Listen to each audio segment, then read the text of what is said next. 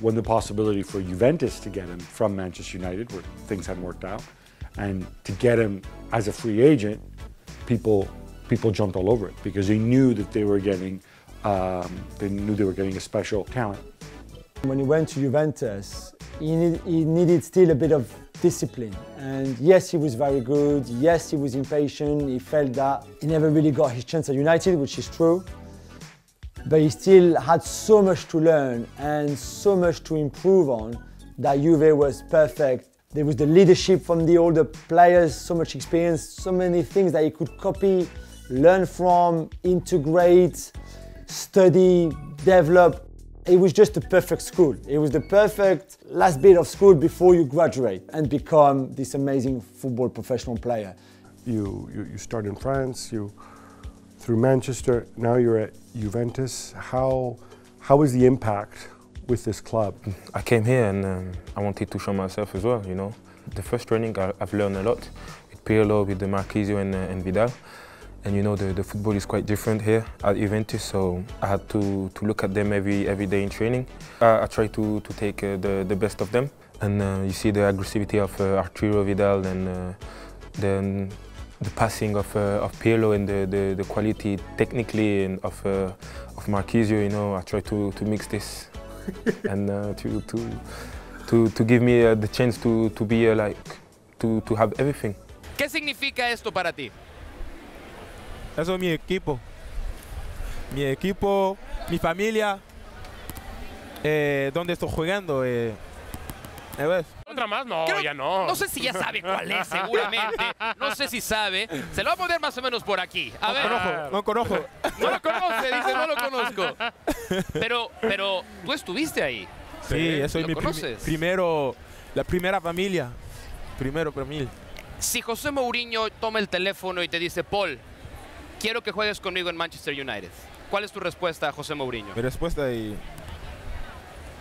No sé cuándo. Vemos. Que descanses y en septiembre te veremos con... ¿Te quieres llevar una a tu casa? ¿Cuál te quieres llevar? Llévate una. Las tres y se Gracias, Paul Pogba. Gracias. When Paul Pogba came back to Manchester United, I was absolutely over the moon. I was 100% sure that this was the special talisman, the big name star player that Manchester United was needing to go forward and get back to those glory days. Paul Pogba off the pitch, honestly, is just an absolute delight. I've had the privilege to interview people like Zlatan Ibrahimovic, David Beckham, and even then, and even after all these years, I would say that my interview that I did with Paul Pogba and Romelu Lukaku back in 2016 is probably still my favorite interview to date. We were actually just talking off camera, a bit of banter, and we were playing rock, paper, scissors because it was absolutely scorching hot outside, and we said, you know, it'd be good to get in the pool. So they said, okay, would you get in the pool if you lost rock, paper, scissors? And I said, I'm a good sport, but I'm not gonna lose. So we did it off, but everyone said, no, let's do it on camera. I promised I would cannonball in there, so I was getting ready to run up, but clearly Pogba's way was a bit more efficient. I just didn't expect it to come that swiftly. But either way, it was a refreshing dip, and I thank him for it because I was like one step away from a heat stroke there. It's kind of like Neymar, where on the pitch you don't really get to see how special they are off the pitch. He's someone that just brings you in, has a nice camaraderie. He's the life of the party, but he kind of spreads that joy around as well. And like I said, it's just unfortunate that you don't see enough of that on the pitch. Bringing Paul Pogba back, even though he was a golden boy in Turin, why did United want him back? What do you think Mourinho was hoping he'd bring? I'm not sure it was a Mourinho signing, to be honest.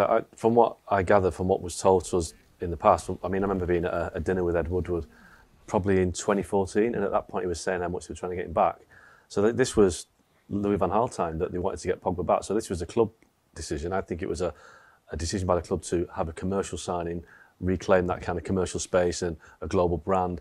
It just so happened to coincide with Mourinho coming because at the time Man City had Pep Guardiola and United felt they needed to make a statement on and off the pitch. So Mourinho came in, Pogba came in, and Mourinho was on board with it because he thought Pogba was a great player.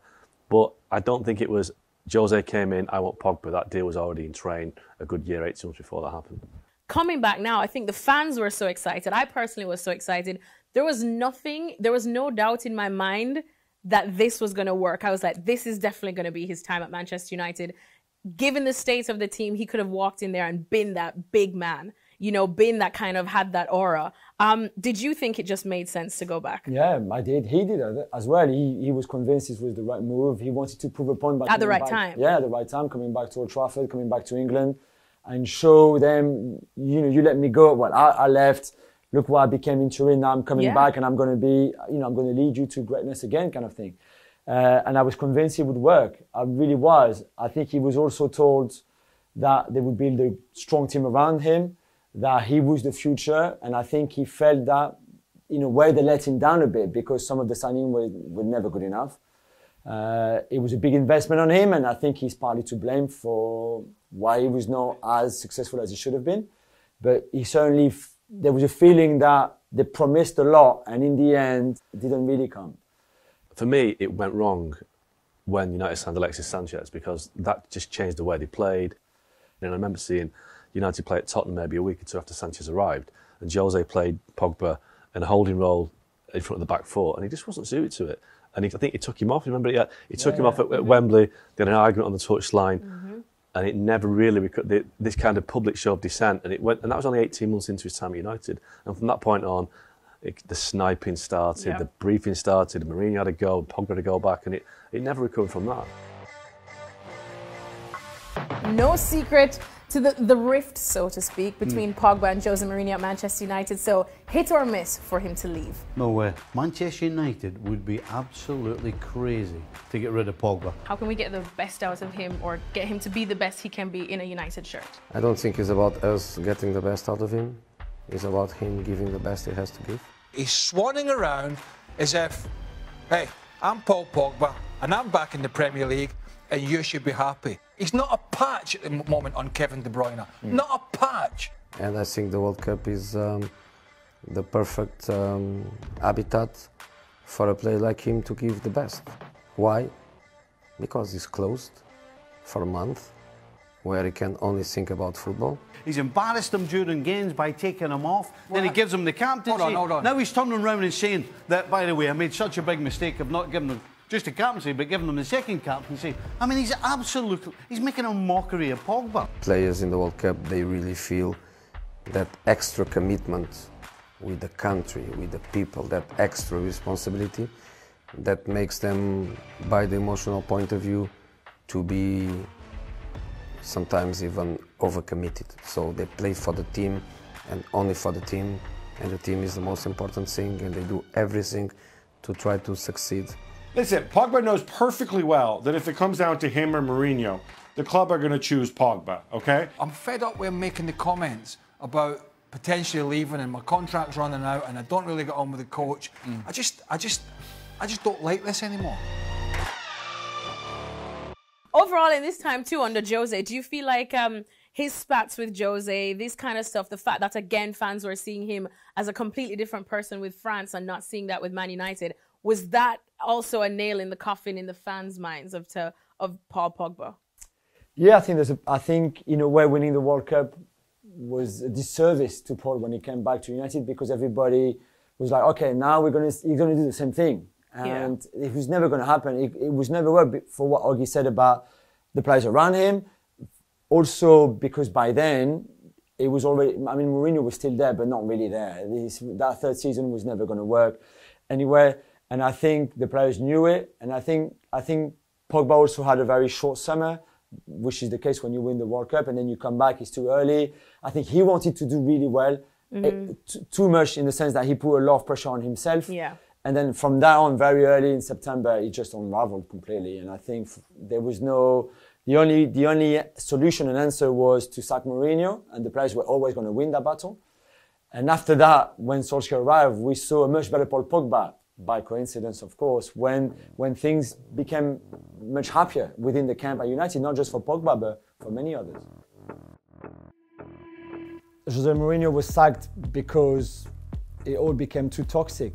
It became a kind of battle of wills, battle of egos. And I think when that's the case, it's usually the big name player that wins out because he's much more of an asset to the club. He created the toxic aspect of the dressing room of the club, by falling out with players, by being very difficult to work with.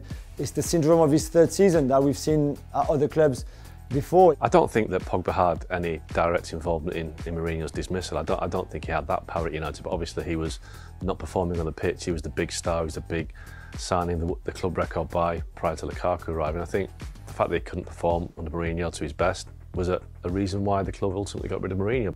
It got to a point where he could not do anymore with Mourinho. There was just no compatible anymore. And Mourinho was too negative and their fallout was too big. I guess the antidote of that is to find the other extreme, which is someone always in a good mood, always smiling, always positive. And Ole Gunnar Solskjaer was that. He was not a good tactician, he was not even a good manager. But he had this very sort of happy going image of him, the happy guy. It was perfect for him. This is exactly what he needed to get his season going again, to get his game going again, to be finally happy again. This was perfect for him.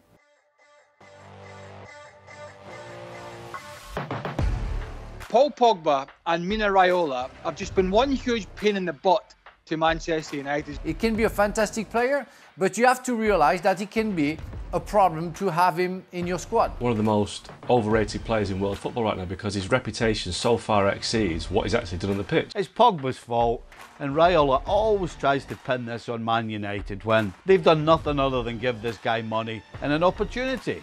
There's a point where too much limitations was there to be seen by everyone. The players had lost kind of faith in Solskjaer's ability to get the better out of them and the team. His coaches weren't up to the job. Solskjaer wasn't up to the job tactically.